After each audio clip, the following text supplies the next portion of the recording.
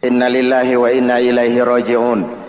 Kita lihat sajalah para petinggi kita sekarang bagaimana menyikapi hukum. Sebab saya dengar ada bargaining, orang takut teriak maling sapi karena DE maling wedus. Tidak berani teriak ada maling sapi karena dia maling kambing. Yang lain maling ayam, dikumpulin ternyata maling semua.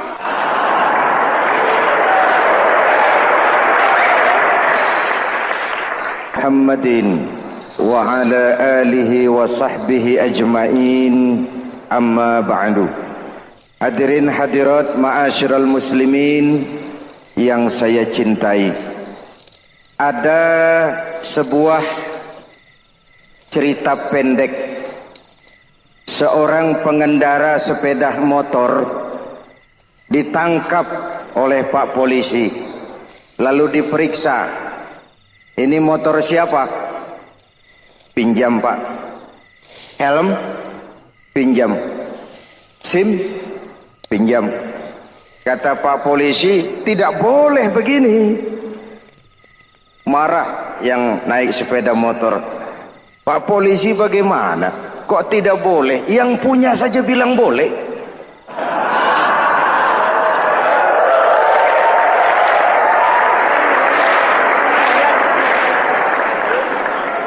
Cerita ini memberikan gambaran bagaimana masyarakat kita sekarang cenderung memboleh-bolehkan diri sendiri, melahirkan permissive society. Masyarakat serba boleh dengan ukuran sakarepe dewe. Itu sebabnya agama diturunkan. Dalam contoh yang indah, Rasul memberikan gambaran bahwa Islam ini bagaikan sebuah bangunan yang komponen pokoknya 5. Bunyal Islamu ala khamsin. Islam dibangun di atas 5 komponen pokok. Jadi kalau Islam ini ibarat bangunan, unsur penunjang pokoknya itu 5. Mari kita analogkan Islam dengan bangunan. Kalau saudara akan membangun rumah, sebelum pasang tiang, pasang genteng, pasang jendela, apa yang lebih dulu dibangun? Fondasi. Kalau Islam ibarat bangunan, fondasinya adalah syahadatu an la ilaha illallah wa anna muhammadar rasulullah. Ini fondasi. Jikalau kuat fondasi, aman bangunan. Jikalau rapuh fondasi, lentur dan luntur bangunan. Maka kuat atau tidak kuatnya bangunan Islam kita bergantung kepada keyakinan dasar tadi, fondasi. Saya bersaksi tidak ada Tuhan selain Allah, artinya saya tidak akan menyembah kecuali hanya kepada Allah. Orang yang benar fondasinya beres sujudnya. Kalau saya yakin tidak ada Tuhan selain Allah, saya tidak akan minta rezeki kecuali hanya kepada Allah. Orang yang benar fondasinya, giat bekerjanya, jauh dari tipu menipu, jauh dari renten, jauh dari riba, jauh dari korupsi, jauh dari judi. Keyakinan memberikan warna terhadap bentuk kepribadian. Kalau saya yakin tidak ada Tuhan selain Allah, saya tidak akan pernah takut kecuali hanya kepada Allah. Saya tidak akan melarikan persoalan kecuali hanya kepada Allah. Saya tidak akan menggantungkan hidup kecuali hanya kepada Allah. Saya tidak akan minta tolong kecuali hanya kepada Allah. Meresap ke dalam jiwa. Untuk keyakinan seperti ini, orang-orang tua kita dahulu berlinang air mata, bersimbah darah, bahkan berkorban nyawa, melaksanakan hijrah untuk mempertahankan keyakinan. Ini intan paling mahal dan ini mutiara paling berharga. Zaman boleh berubah, tapi pondasi tidak boleh goyah. Masa boleh berganti, tapi pondasi jangan sampai mati. Karena iman kita hidup, Untuk iman kita berjuang, dan dalam iman kita ingin kembali menghadap Allah Subhanahu. Masih ingat cerita tentang Bilal? Masih? Mengulang kaji saja. Bilal itu budak sahaya. Ketika masuk Islam, dipanggil oleh majikannya. Bilal, iya bos. Saya dengar kamu masuk Islam ya? Iya bos. Kok berani-beraninya kamu masuk Islam? Memangnya kamu budak siapa Bilal? Ya budak bos. Bos. Kamu kerja sama siapa? Sama bos. Bos. Yang gaji kamu siapa? Ya bos. Nah, kamu kan ngerti Bilal. Kamu budak saya, kamu kerja dengan saya, yang gaji kamu saya, yang beri makan saya.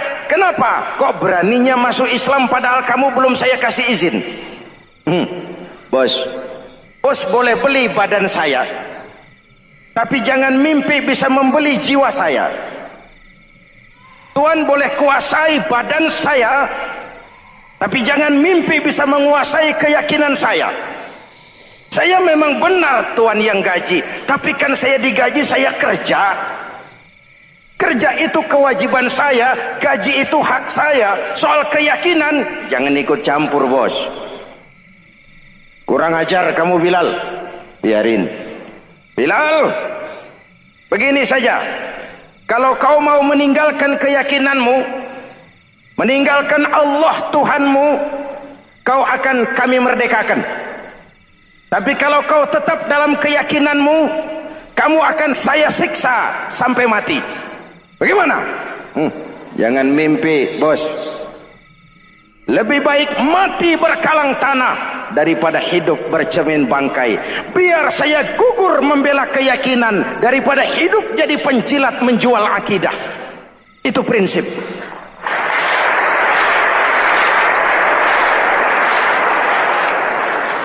Gendeng kamu. Ayo, siksa. Tangannya diikat, dihimpit dengan batu berat, dijemur dengan terik matahari padang pasir, terkelupas kulitnya, mengalir darah dari sekujur badannya, pecah bibirnya. Ayo Bilal, tetap bertuhan Allah dan kau akan mati di sini, atau kembali ke agama lama, kau jadi merdeka. Dari bibir yang pecah itu cuma keluar Allahu Ahad. Bilal budak badannya, merdeka jiwanya, maka namanya ditulis dengan tinta emas dalam sejarah. Kita zaman sekarang merdeka badan kita, tapi sering budak mental dan jiwa kita, maka sejarah tidak pernah mau mencatat kita.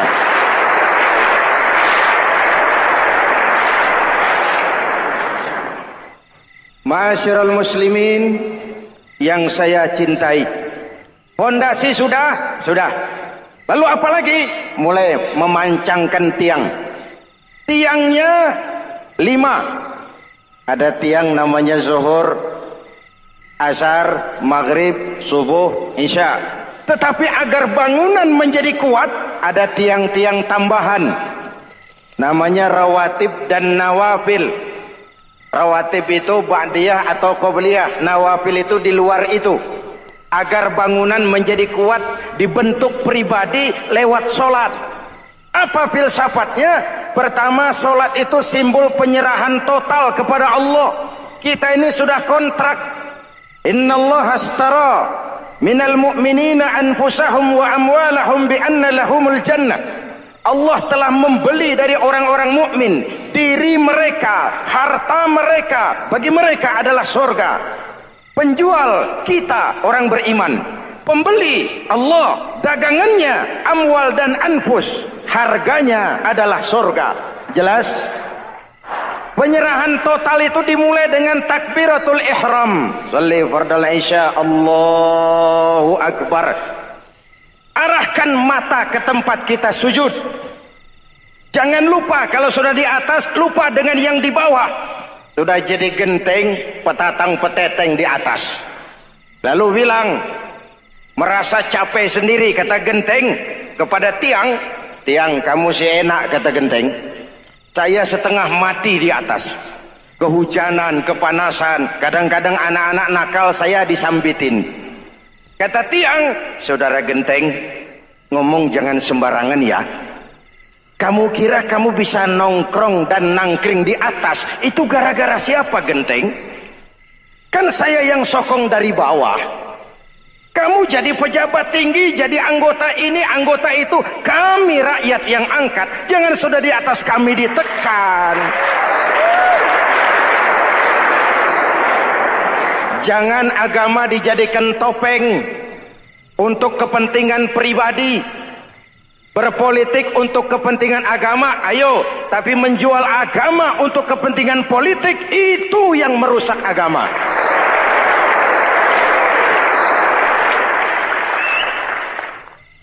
Ini kan kita lagi prihatin sedang meluncur kasus Bulog Gate 2. Innalillahi wa inna ilaihi raji'un. Kita lihat sajalah para petinggi kita sekarang bagaimana menyikapi hukum. Sebab saya dengar ada bargaining, orang takut teriak maling sapi karena DE maling wedus.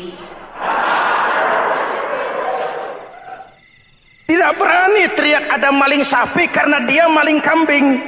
Yang lain maling ayam, dikumpulin ternyata maling semua.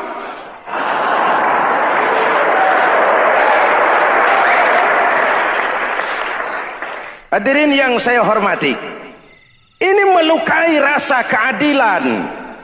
Oleh karena itu, sholat mengajarkan kepada kita, dalam posisi berdiri, lihat tempat sujudmu. Jangan menteleng terus ke atas, lalu lupa dari mana kita berangkat.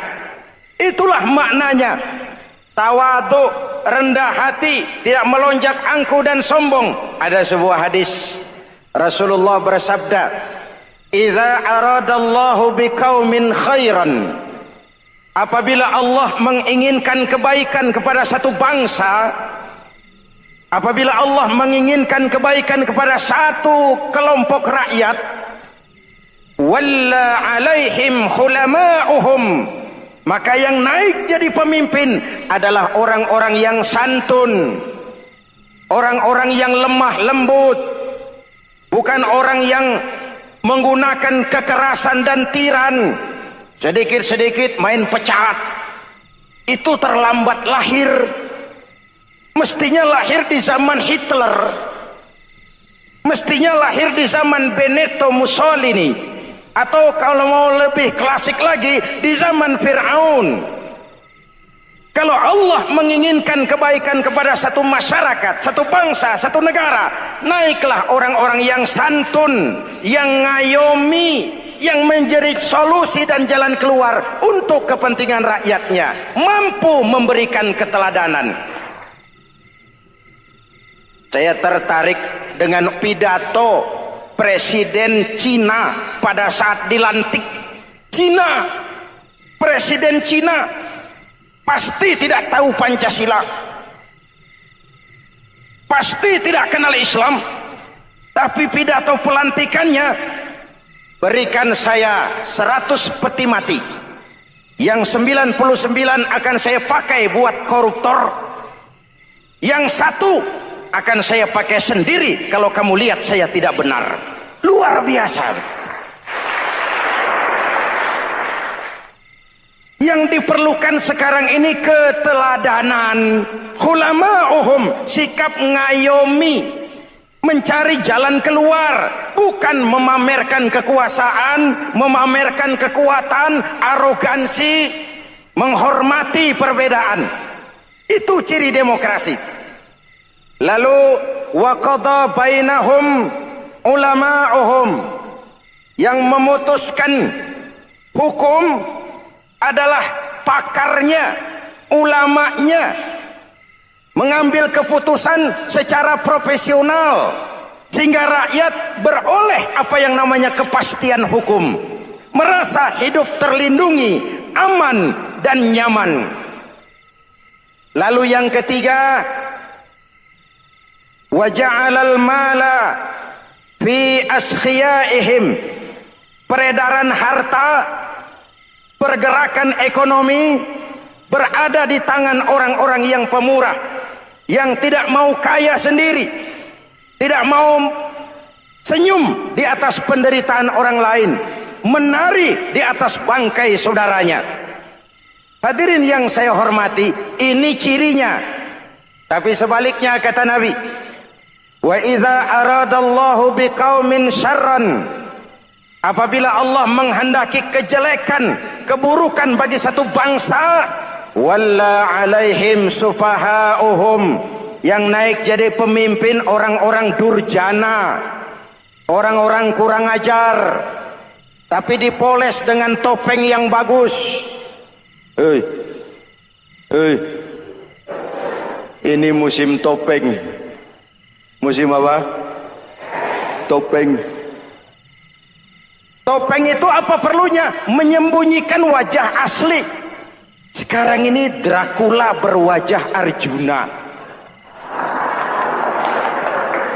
Ini musim topeng. Kita rakyat harus hati-hati dan punya filter, mampu memilah dan memilih. Walla alaihim sufahauhum wa qada bainahum juhaluhum, yang memutuskan hukum, yang mengambil keputusan orang-orang bodoh.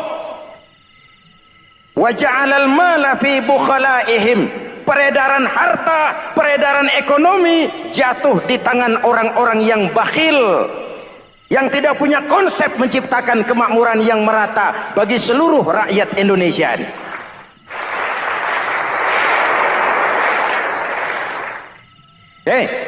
Kita kembali kepada tiang.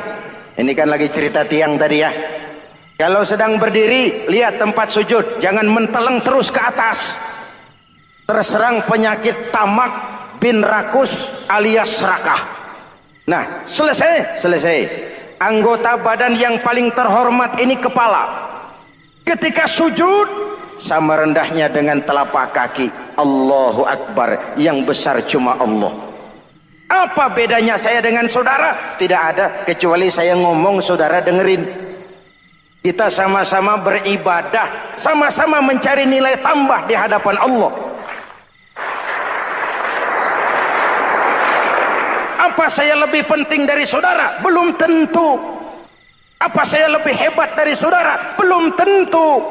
Perasaan lebih penting, lebih hebat, lebih jago setan. Jelas? Ayo tundukkan kepala, dia sama rendahnya dengan telapak kaki kita. Yang besar cuma Allah. Allahu Akbar. Lalu diakhiri dengan menebarkan salam. Assalamualaikum warahmatullah. Assalamualaikum warahmatullah. Menebarkan salam, mewujudkan rasa aman, damai, bukan menimbulkan keresahan. Hadirin yang saya hormati, ini karakteristik kita. Selesai sholat, kembali ke masyarakat, ajaran salam diterjemahkan. Apa?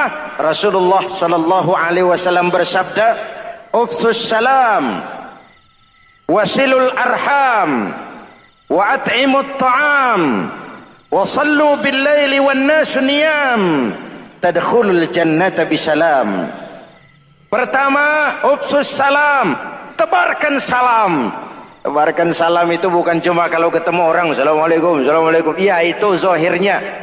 Tetapi hidup di tengah masyarakat memberikan rasa aman, rasa damai, menjadi pengayom bagi lingkungan, menjadi rahmah bagi semesta. Dalam Islam jangankan manusia, binatang saja dilindungi kok. Betul? Betul? Coba kalau belajar istinja itu kan makruh buang air kecil di tanah yang berlubang. Kenapa? Pertama, melindungi binatang yang ada dalam lubang. Siapa tahu di lubang yang saudara kencingi ada semut sedang rapat. Membahas Buloget jilid 2.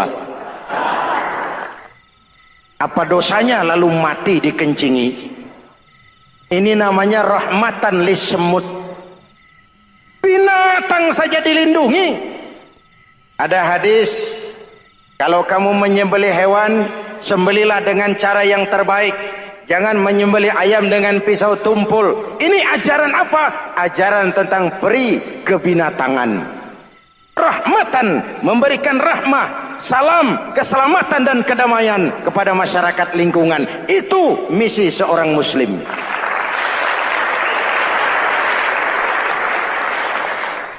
Hadirin hadirat ma'asyiral muslimin yang saya cintai, saya kembali kepada pesan Nabi tadi itu. Pertama, ufsus salam, sebarkan salam. Sekarang ini kan yang banyak sebarkan isu, sebarkan fitnah, hancurkan nama baik orang, hantam orang di mana-mana. Padahal yang diajarkan ufsus salam, sebarkan perdamaian, bukan permusuhan. Cari kebenaran, bukan kemenangan. Lalu yang kedua, wasilul arham, sambungkan silaturahmi, tegakkan semangat kekeluargaan dan persaudaraan. Karena kita sudah diikat dengan tali akidah. Mari kita saling bertanya setelah lewat hari-hari yang dimana kita seperti saling berhadapan, seperti tercabut dari akar budaya kita sebagai bangsa. Semangat gotong royong, semangat kekeluargaan makin lentur dan luntur, dan perlu kita angkat kembali ke permukaan. Silul arham, sambungkan semangat silaturahmi. Wa at'imut ta'am, berikan makan orang-orang yang kelaparan. Mempunyai kepekaan dan kepedulian. Jangan menari di atas penderitaan orang, jangan tersenyum di atas isak tangis tetangga. At'imut ta'am, mempunyai kepedulian yang tinggi. Wasallu bil laili wan nasu niyam, bangunlah di keheningan malam ketika orang sedang tidur. Istilah saya, kalau mau telepon Allah, jangan lupa nomor teleponnya, 44342. Jumlahnya 17. Zuhur, asar, maghrib, isya, subuh, 44342. Jangan ragu-ragu, kalau angka cukup telepon sambung. Kalau angka kurang, hati-hati salah sambung. Pak, mau sambung yang lebih cepat bagaimana? Bisa, selain nomor itu, coba pakai sambungan langsung jarak jauh, namanya SLJJ. Kapan? Tengah malam. Kenapa tengah malam? Lebih murah. Lebih murah. Saluran kosong, telepon jarang yang pakai, orang banyak tidur. Wa minal laili fatahajjad bihi nafilatan lak asa ayyab'atsaka rabbuka maqaman mahmuda. Nun, di keheningan malam bangun. Seperti bapak-bapak, ibu-ibu sering bangun tengah malam ya Bu? Ya. Ngapain? Kalau bangun tengah malamnya sih saya percaya, cuma urusannya apa? Kira bangun tengah malam mau tahajud, malaikat sudah mau nulis, cuma buang air kecil, tidur lagi. Hampir salah tulis saya.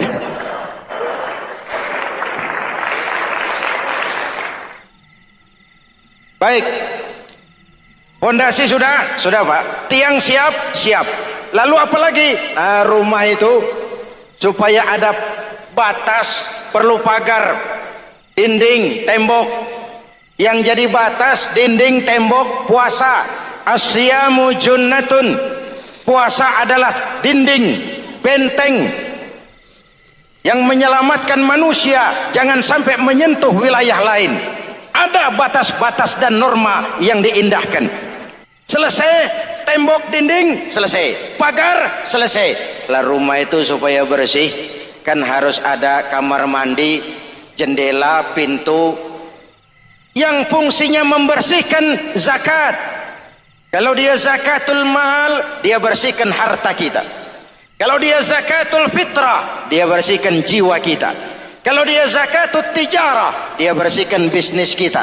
Kalau dia zakatul ma'adin, dia bersihkan barang tambang kita. Karena itu dalam kitab-kitab fikih dikatakan zakat itu adalah harta yang tu'khazu min aghniyaihim wa turaddu ila fuqaraihim. diambil dari yang kaya, diserahkan. Hukum diatur menurut selera orang yang sedang berkuasa, maka yang benar bisa jadi salah, yang salah bisa jadi benar. Kalau untuk rakyat, hukum itu tajam bukan main, cepat sekali dilaksanakan. Tapi giliran menengah ke atas yang gedean dikit berbuat salah, hukum tompul. Tapi ada orang-orang tertentu yang agunannya palsu, jaminannya palsu, bawa kata belece, bukan cuma miliaran, triliunan kredit bisa keluar. Terluka rasa keadilan, hilangnya kesempatan. Rakyat cuma dapat kesempitan, jarang dapat kesempatan.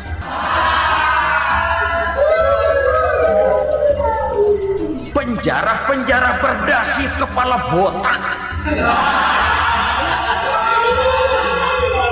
yang menguras uang rakyat habis-habisan, enak saja melenggang dalam kehidupan ini. Makin terluka rasa keadilan rakyat.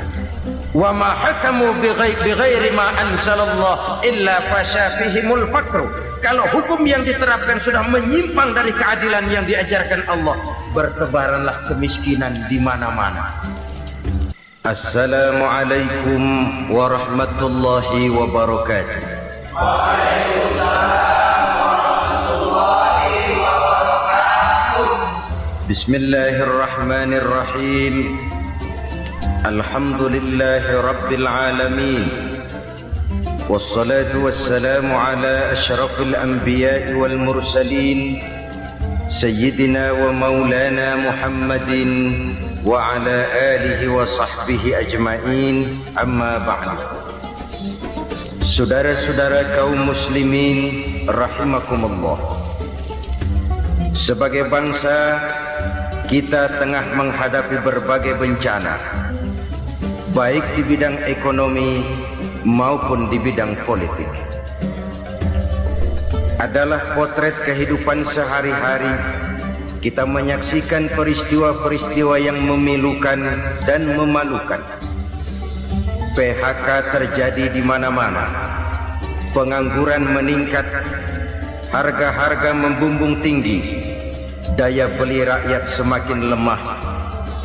Sementara di bidang politik, kejadian-kejadian memberikan indikasi bahwa persatuan dan kesatuan kita sebagai bangsa dewasa ini tengah berada dalam ujian yang berat.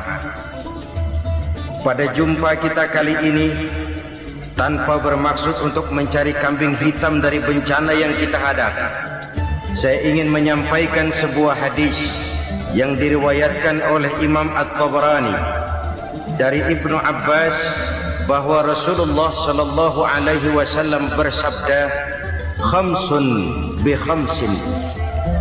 Ada 5 perkara yang dapat menimbulkan 5 macam bencana. Mari kita renungi hadis ini satu demi satu sebagai bahan introspeksi buat kita semua dalam menghadapi bencana yang tengah berlaku sekarang ini. Yang pertama, ma naqasa qaumul ahda illa sullita alaihim aduwwuhum. Apabila suatu kaum sudah mengingkari janjinya, maka mereka pun akan dikuasai oleh musuh-musuh mereka. Sederhana saja nampak kalimat dalam hadis ini. Apabila orang sudah mengingkari janji, mereka akan dikuasai oleh musuh-musuh mereka sendiri. Dan musuh kita yang paling utama saat ini adalah kemiskinan dan kebodohan. Kenapa itu terjadi? Karena kita mengingkari janji kita sendiri. Di saat awal-awal berdirinya Orde Baru, kita pernah berjanji untuk melaksanakan Pancasila dan Undang-Undang Dasar 45 secara murni dan konsekuen.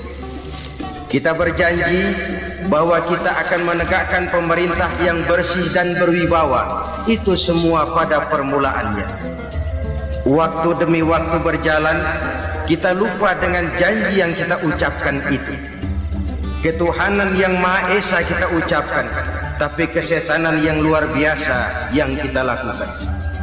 Kemanusiaan yang adil dan beradab yang kita dengungkan, tetapi kemanusiaan zalim dan biadab yang kita praktekkan. Sederhana saja saudara, hampir setiap pejabat pada posisi-posisi kunci, di awal-awal ia memangku jabatan itu, biasanya ia mengucapkan sumpah dengan lafaz demi Allah, bahwa dalam melaksanakan jabatan ini saya tidak akan menerima hadiah atau pemberian dalam bentuk apapun. Itu pada permulaannya. Lama-lama rupanya hadiah itu asik juga, mulai diterima. Lama-lama dirasa kurang, mulai menagih. Dan akhirnya terjadilah praktek yang disebut suap menyuap, semir menyemir, dan lain sebagainya. Kalau ini sudah menjadi kenyataan, bagaimana kita mau menegakkan pemerintah yang bersih dan berwibawa? Undang-Undang Dasar 45 menyatakan bahwa bumi, air, dan seluruh kekayaan negara dikelola oleh negara bagi sebesar-besar kemakmuran rakyat. Yang terjadi adalah bahwa kita merasa mewakili rakyat untuk menikmati harta dan kekayaan negara, sehingga rakyat banyak tidak bisa ikut menikmatinya. Menumpuklah harta itu sehingga terjadilah pepatah, gunung ditimbun, sumur digali.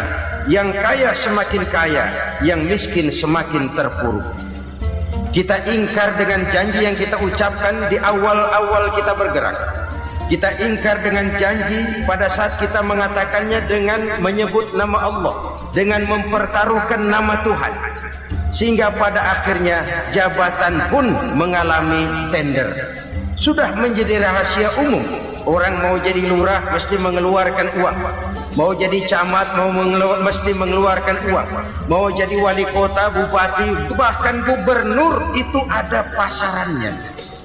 Secara logika, kalau orang memperoleh satu jabatan karena banyak mengeluarkan uang, tentu pada saat ia mengeluarkan uang, ia sudah punya pemikiran, modal pasti pulang, modal pasti kembali. Kalau orang memperoleh suatu jabatan karena banyak mengeluarkan uang, maka langkah pertama yang dia lakukan setelah memangku jabatan itu ialah bagaimana uang bisa kembali, bagaimana modal bisa pulang. Kalau modal sudah pulang, pikiran berikutnya bagaimana supaya dapat untung. Lalu kapan mau bekerja untuk kepentingan rakyat? Itu nomor 18. Kemudian kalau ada proyek-proyek besar, pertanyaannya ialah bukan apakah proyek ini bermanfaat bagi rakyat, apakah proyek ini layak untuk diteruskan, tetapi yang jadi pertanyaan paling utama ialah bagian saya berapa duit dari proyek ini. Kita bisa lihat proyek, mega proyek lahan 1 juta hektar di Kalimantan Tengah, triliunan rupiah, dan proyek itu gagal. SD Impres bulan ini diresmikan, bulan depan retak. Jembatan-jembatan bulan ini gunting pita, bulan depan runtuh. Kita ingkar dengan janji. Kita berkata kita bekerja untuk kepentingan rakyat, tapi kita tidak pernah mengenal rakyat itu. Apabila suatu kaum sudah mulai mengingkari janji, maka mereka akan dikuasai oleh musuh-musuh mereka. Akibatnya tersusunlah barisan-barisan sakit hati yang makin lama makin menjadi bola salju, menggelinding membesar, dan kemudian terjadilah hal-hal yang tidak kita inginkan lagi. Apabila suatu kaum sudah mengingkari janji, maka mereka akan dikuasai oleh musuh-musuh mereka. Ini penyebab bencana yang pertama. Kita tidak konsekuen. Tadinya kita dengan lantang teriak-teriak berantas korupsi, ganyang korupsi. Pada waktu kita belum mendapat kesempatan. Setelah kita naik punya kesempatan, rupanya korupsi enak juga dirasa. Terjadi pergeseran nilai, orang luntur, kehilangan idealisme awal. Lalu untuk menghibur diri, menutup kesalahan, kita gunakanlah pepatah bahwa tidak ada gading yang tak retak, bahwa kita harus mikul dhuwur mendem jero. Itu semua cuma sebagai dalih agar kesalahan kita tidak dibicarakan orang lain. Padahal kita sendiri yang mengingkari janji. Kita yang keluar dari komitmen awal kita. Kita berjanji melaksanakan Pancasila dan Undang-Undang Dasar 45 dengan murni dan konsekuen. Kita berjanji untuk menegakkan pemerintah yang bersih dan berwibawa. Namun dalam kenyataannya itu tidak kita laksanakan dengan sebagaimana mestinya. Kita bergeser, kita mengalami proses degradasi, peluncuran nilai, dan akhirnya terbentuklah barisan-barisan sakit hati yang semakin lama semakin membesar itu. Kita harus introspeksi. Memang kalau zaman sedang susah, biasanya kambing hitam laris, tukang kompor gentayangan. Itu dari dulu selalu mencari kambing hitam. Karena itu kita tidak bicara orang, kita tidak bicara siapa yang salah, kita bicara sistem, dan sistem itu bisa mengena siapa saja. Kalau orang sudah mulai mengingkari janji, bergeser dari komitmen awal, itu sudah mulai ya mengalami proses peluncuran, proses degradasi. Ini penyebab yang pertama. Kita tidak lagi konsekuen bahwa bumi, air, sumber daya alam adalah milik negara, dikuasai oleh negara, digunakan bagi sebesar-besar kemakmuran rakyat. Ternyata rakyat yang makmur itu tidak merupakan gambaran yang menyeluruh dari rakyat kita. Undang-undang dasar kita menganut ekonomi kekeluargaan, tapi yang kita praktekkan adalah ekonomi keluarga. Kalau bukan keluarga nggak dapat proyek. Kalau bukan keluarga nggak dapat macam-macam. Kekeluargaan kita rubah menjadi keluarga. Timbullah penyakit nepotisme. Kita bergeser, kita ingkari janji, dan kita anggap kita atasnamakan rakyat. Rakyat cuma sekedar jadi adres, rakyat cuma sekedar jadi alamat, tetapi kehidupan mereka tidak banyak berubah dan tidak banyak terangkat. Kaum muslimin rahimakumullah, ini penyakit yang pertama, penyebab bencana yang pertama. Yang kedua kata Nabi, wa ma hakamu bighairi ma anzalallah. Apabila hukum yang diterapkan sudah tidak lagi bersumber dari hukum Allah, illa fasha fihimul faqr, maka akan bertebaranlah kemiskinan di mana-mana. Ini artinya apa? Apabila hukum tinggal sebuah stempel, apabila hukum sudah diatur menurut kepentingan, apabila hukum sudah tidak lagi ditegakkan secara adil, maka kemiskinan merambah di mana-mana. Hukum diatur menurut selera orang yang sedang berkuasa, maka yang benar bisa jadi salah, yang salah bisa jadi benar. Hukum dalam kenyataan hidup berlaku seperti pisau. Pisau itu kan saudara lihat, yang namanya pisau dimanapun itu tajamnya ke bawah, ke atas tumpul. Kalau hukum itu kalau untuk rakyat, hukum itu tajam bukan main, cepat sekali dilaksanakan. Tapi giliran menengah ke atas yang gedean dikit berbuat salah, hukum tumpul. Hukum pura-pura tidak dengar, akibatnya terluka rasa keadilan rakyat. Satu kasus rakyat diam, dua kasus rakyat diam, tiga kasus rakyat diam, kasus terakumulasi di hati rakyat, luka rasa keadilan, dan itu menjadi sumber bencana. Penjarahan kita tidak setuju itu, tapi kita harus melihat kausalnya. Itu kan tidak berdiri sendiri, itu kan karena terlukanya rasa keadilan rakyat melihat kesempatan ini tidak merata. Kalau rakyat ini yang ngajukan kredit ke bank, walaupun jumlahnya cuma jutaan, ratusan ribu, susahnya 17 setan.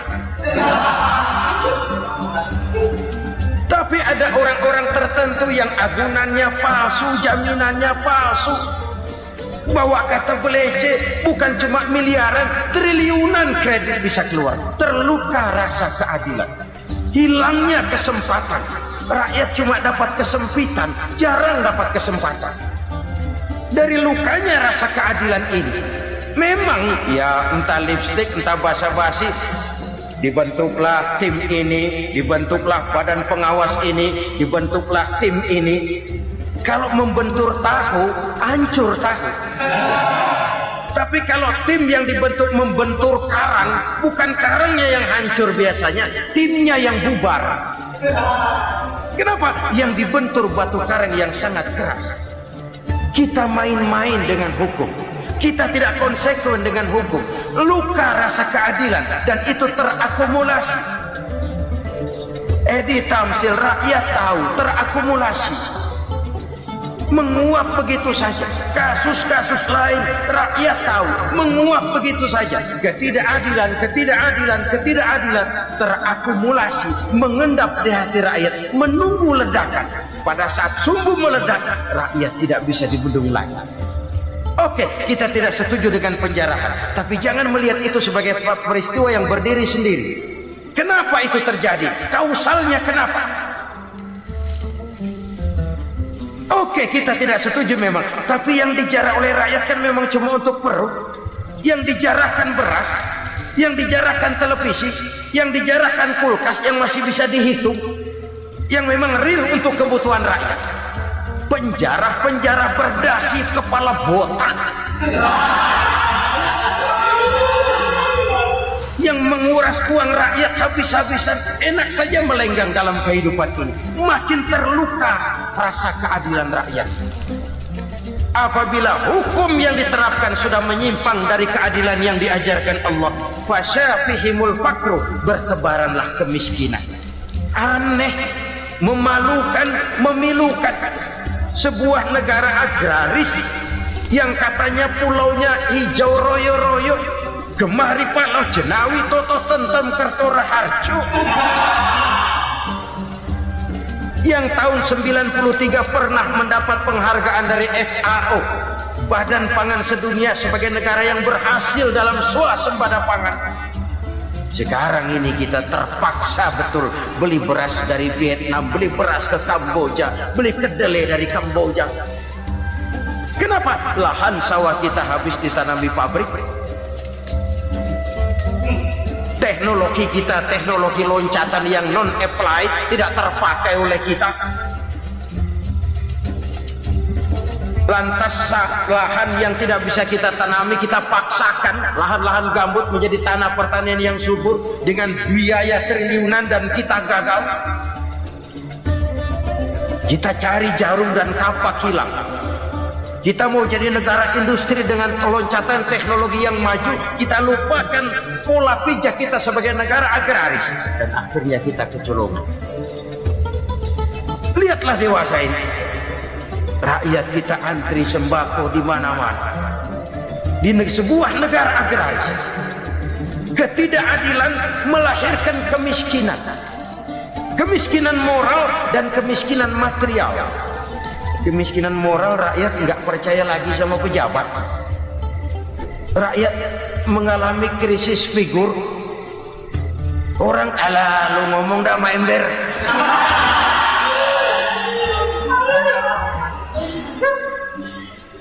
Penataran yang menghabiskan biaya miliaran itu melahirkan pejabat-pejabat korup.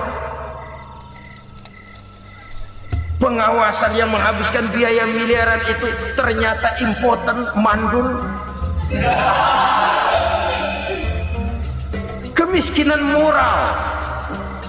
Jujur saya berkata, saudara-saudara, setelah pintu reformasi dibuka, itu yang masuk memang macam-macam. Ada yang memang punya tujuan murni, konsekuen, dan punya konsep.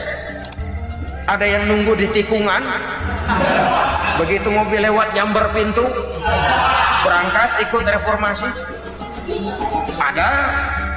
Ada yang memanfaatkan momentum, mumpung, untuk nyampein unek-unek, ngerti nggak, pokoknya ngomong. Sehingga keadaan semakin rancu, kebingungan semakin menjadi-jadi, masalah yang paling urgen tidak terselesaikan. Sekarang ini orang berpikir mendingan jadi pala ular daripada jadi buntut macan. Buntut macan memang hebat macan, tapi kalau buntutnya cuma ugel-ugel di belakang buat apa? Mendingan jadi pala ular kecil juga nyaplok.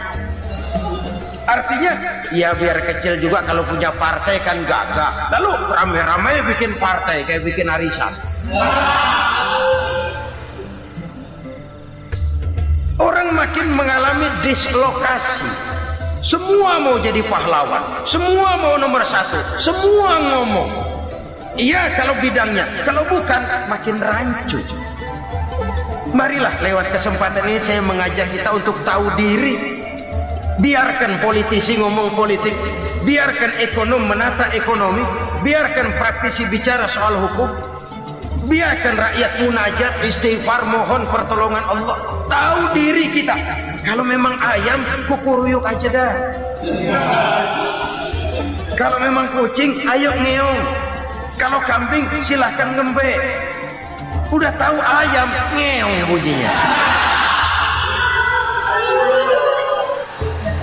Suaranya palas, orang nggak ngerti, bingung makin menjadi-jadi. Ibarat kesebelasan sepak bola bangsa kita sekarang ini, rame-rame mau bikin gol, kiper ikut nyerang sekarang. Memilukan dan bahkan memalukan. Wa ma hakamu bighairi ma anzalallah illa fasha fihimul faqru. Kalau hukum yang diterapkan sudah menyimpang dari keadilan yang diajarkan Allah, bertebaranlah kemiskinan di mana-mana. Coba sekarang ini, yang punya duit bingung, apalagi yang kagak punya duit. Yang pengusaha gede ngeluh, apalagi yang pengusaha pas-pasan. Yang kagak punya beras, yang punya beras saja masih bingung, apalagi yang nggak punya beras. Ini sudah demikian merata. Dulu kita kagum mendengar konglomerat kelas wadah, kelas-kelas yang seakan-akan cuma ada dalam khayal mereka, punya kekayaan miliaran dolar, triliunan. Sudahlah, seolah-olah nggak terjangkau sama kita. Weh, ternyata yang gede-gede itu juga gede utangnya.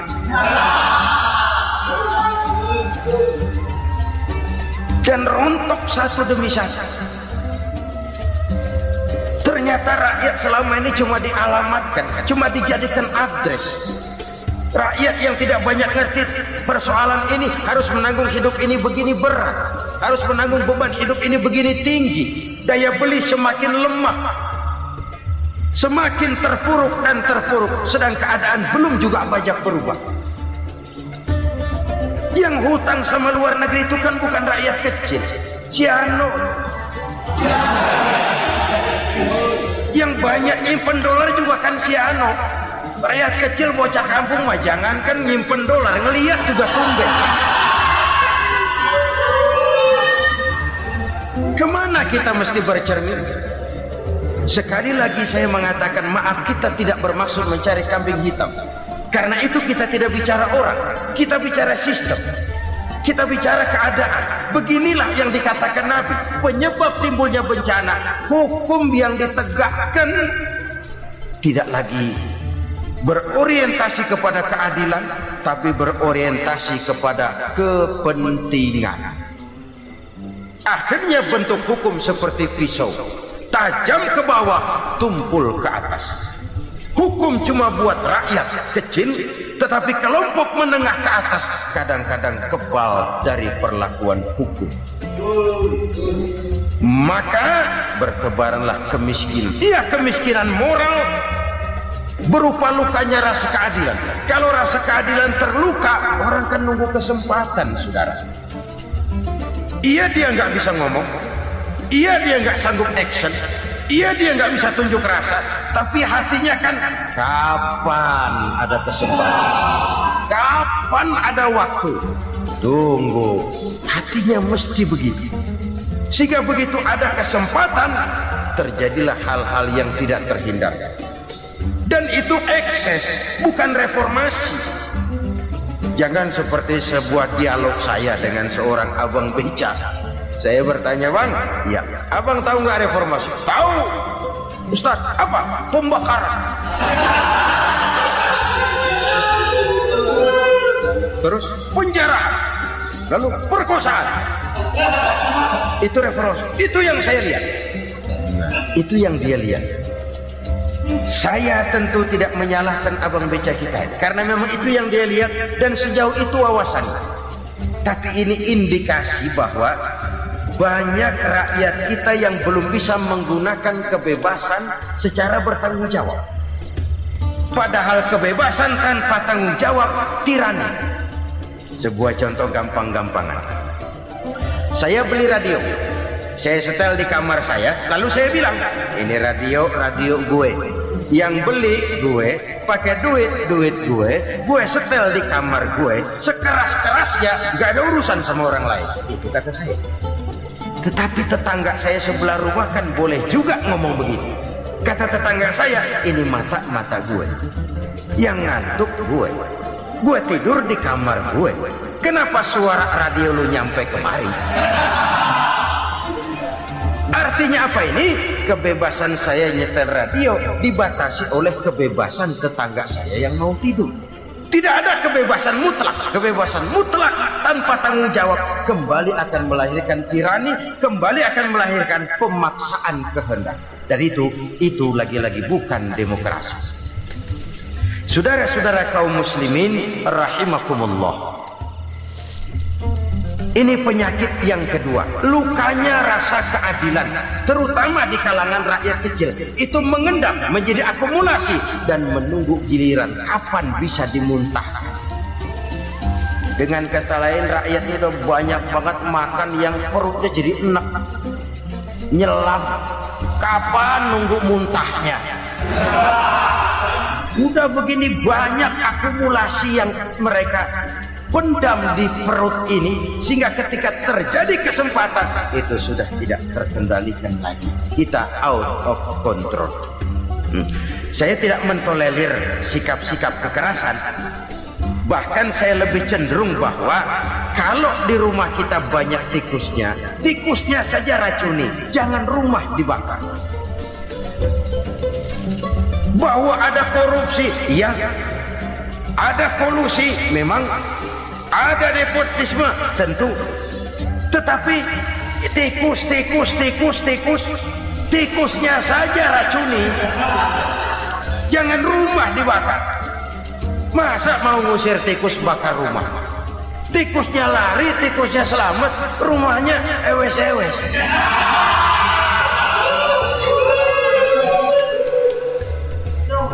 Tikus selamat, rumah nggak punya, masalah nggak terselesaikan dengan sebagaimana yang kita harapkan. Kita sepakat ini negara hukum, dan di hadapan hukum semua manusia itu sama. Itu prinsip yang diajarkan Allah. Al-musawat bainan nas fi takalifil ahkam. Semua manusia sama dalam berhadapan dengan hukum Allah Subhanahu wa ta'ala. Kalau hukum sudah pandang bulu, itu jelas yang enak yang banyak bulunya. Siapa yang banyak bulunya? Monyet. Kalau hukum pandang bulu, monyet keenakan. Saudara-saudara kaum muslimin rahimakumullah, introspeksi. Mari kita bercermin bagaimana perjalanan hukum selama ini. Kalau introspeksi ini kita temukan, lalu ada upaya untuk memperbaiki diri. Jangan menggunakan tak ada gading yang tak retak, mikul duwur mendem jero untuk menutup-nutupi kesalahan orang. Padahal kesalahan itu sedemikian besar. Padahal rakyat kita tiap hari antri sembako.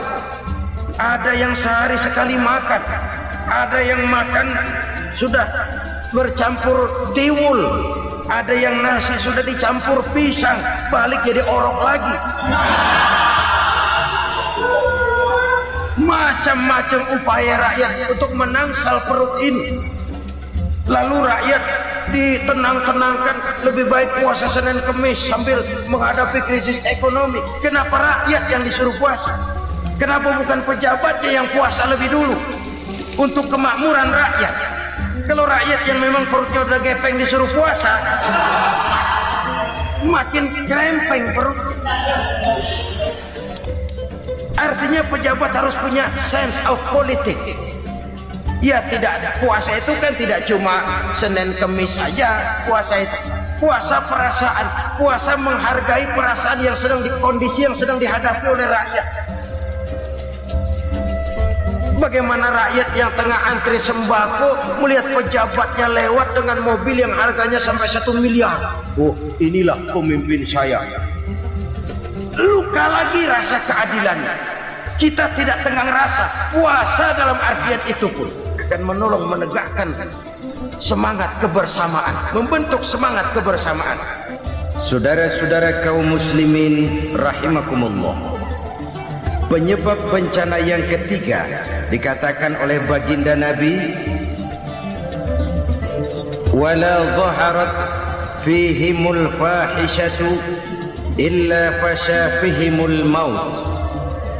Apabila kekejian telah merajalela, maka maut bertebaran di mana-mana.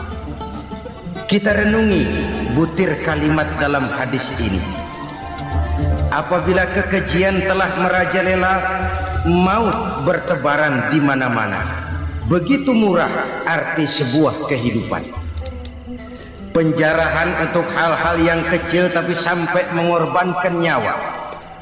Apabila kekejian sudah terjadi di mana-mana, maut pun bertebaran. Maut dalam arti berpisah ruh dengan jasad, tapi juga maut dalam arti orang bisa mati karirnya, orang bisa mati usahanya, orang bisa mati kesempatannya karena perbuatan-perbuatan keji yang selama ini tidak terbendung. Lahirlah teori mafia. Siapa yang kuat, dia yang berkuasa. Siapa yang lemah, dia menjadi mangsa. Proyek-proyek besar yang menang tender itu ya dari itu ke itu saja. Yang pengusaha-pengusaha tidak punya koneksi, tidak bisa bayar komisi, dapat proyek tetelan. Ada dagingnya, dikit namanya juga tetelan. Dagingnya sudah habis disantap oleh meja. Sekian puluh meja dilalui, sekian puluh amplop dikeluarkan. Sehingga yang akhirnya ya tinggal tetelan itu tadi. Maka kualitas pekerjaan pun sudah bukan lagi jadi masalah. Demikianlah mafia-mafia ini bermunculan di mana-mana. Di pengadilan terkenal mafia pengadilan. Hukum bisa dibeli, hukum bisa dipesan menurut kebutuhan sponsor. Mafia peradilan, mafia politik, mafia ekonomi, bahkan mafia agama yang menggunakan agama sebagai kedok, menggunakan agama sebagai dalih, menggunakan agama sebagai topeng untuk melancarkan maksud-maksud politiknya pun tidak tertutup kemungkinan. Apabila kekejian telah merajalela, maut bertebaran di mana-mana. Korupsi, kolusi, nepotisme itu bagian dari kekejian. Kita selama ini kalau mendengar maksiat, itu yang terbayang cuma judi, mabuk, zina. Ya itu maksiat. Tapi korupsi, kolusi, nepotisme itu juga maksiat dalam bentuk lain. Kalau ini sudah bertebaran, maka maut terjadi di mana-mana. Jangan bayangkan cuma mati orangnya, itu sih kewajiban. Yang menyakitkan itu orangnya masih hidup tapi dibikin mati. Karirnya mati. Kenapa? Karena yang diperlukan bukan cuma orang pinter tapi orang taat. Biar pinter, kalau nggak taat minggir. Biar bodoh, kalau taat bisa nyenangin atasan, bisa nyemur. Kumaha juragan wae ayeuna mah. Itu yang kadang-kadang dapat penghargaan. Tidak ada prestasi kerja kecuali bikin senang orang di atas. Kita lihat di desa-desa jalan rusak. Kalau ada berita pejabat anak mau turun, jalan rata sekali. Sampai tanah dari mana aja dikeruk buat ngeratain tuh jalan. Pejabat pulang legok lagi jalanan. Katanya kita kerja buat rakyat, nyatanya kita cuma melayani atas. Kenapa? Terjadi lingkaran setan. Seperti kata lagu Dul Sumbang itu.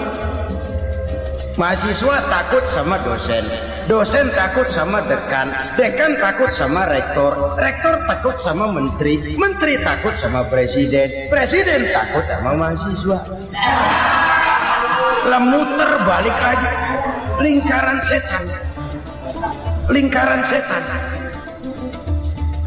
Saudara-saudara kaum muslimin rahimakumullah, kekejian yang merajalela, praktek-praktek mafia yang tertuang dalam kehidupan sehari-hari menyebabkan orang mati karirnya, jasad masih hidup, karir mati, itu menyakitkan. Mati bisnisnya. Rakyat kecil pernah senang ketika cengkeh booming, harganya bagus, rakyat banyak yang pergi haji. Lalu mau ditata, lahir tata niaga cengkeh, malah amburadul. Harga cengkeh jatuh, petani cengkeh kecil menjerit. Siapa yang untung? Segelintir orang. Masihkah kita pakai atas nama rakyat untuk kepentingan nasional, padahal yang nyanyi cuma segelintir orang? Masihkah kita mau bohongi rakyat ini dengan mobil nasional tapi bikinan Korea? Masihkah kita mau bermain verbalisme, bermain kata? Ini sebuah masa lalu yang tidak perlu terulang lagi untuk masa-masa yang akan datang. Kekejian merajalela, orang mati karir, bisa mati usaha, mati bisnis. Usahanya maju, dirangkul, hancur. Usahanya maju, dipukul, hancur, tenggelam.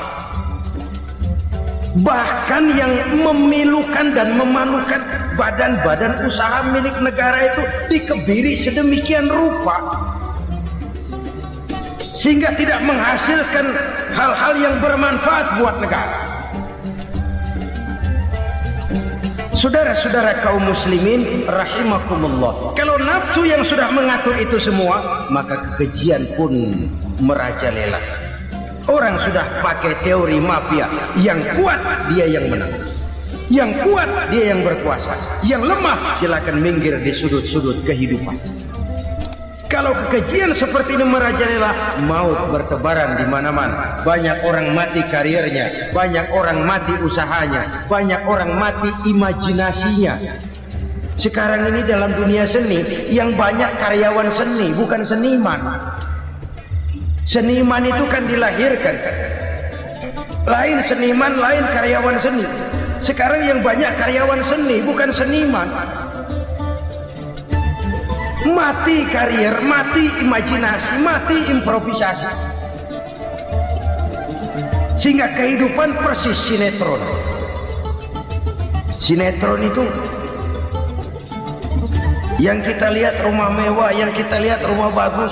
Gak pernah kita lihat di sinetron kita ini rakyat antri sembako. Kita dijejali hal-hal yang indah, yang wah, yang membuat kita tenggelam dalam gaya hidup instan, tenggelam dalam gaya hidup wah. Kita lupa dengan realitas keseharian di tengah-tengah masyarakat kita. Lahirlah kelompok-kelompok selebritis, dibesarkan oleh berbagai media. Selebritis, film aja masuk koran, film.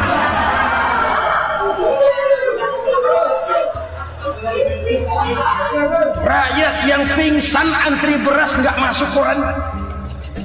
Rakyat yang semaput antri minyak nggak masuk koran. Selebritis panok masuk koran.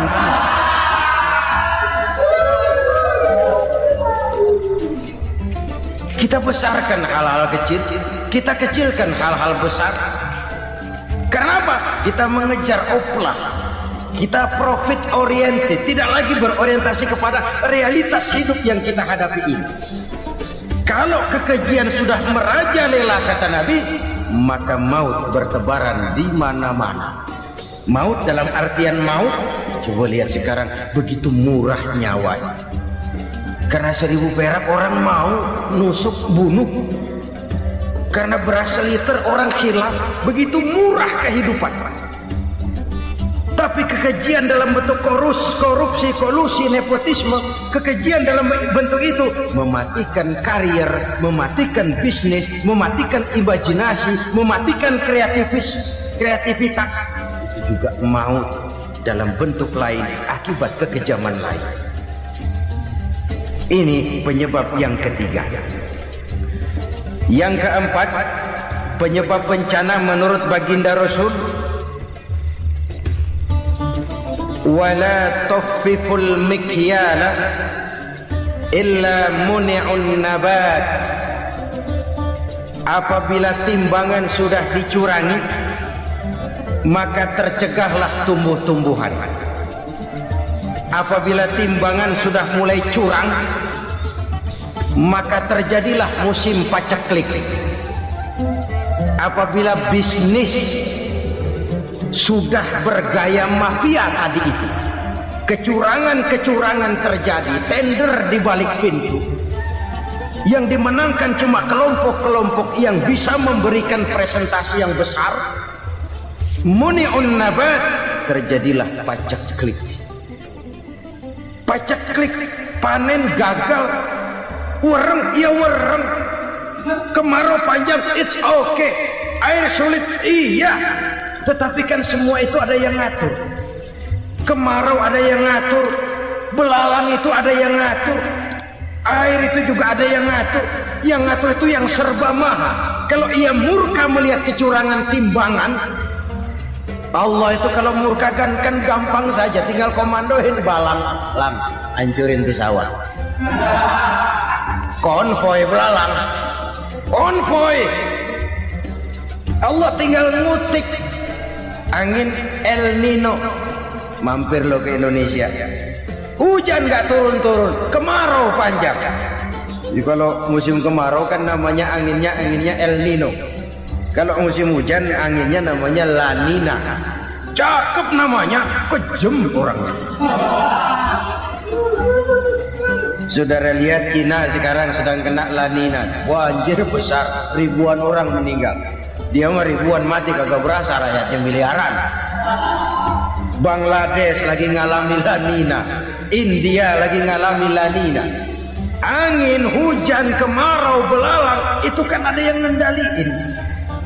Kuncinya bukan di belalangnya, kuncinya bukan di peredaran matahari berputar, kuncinya di atas yang mengatur semua.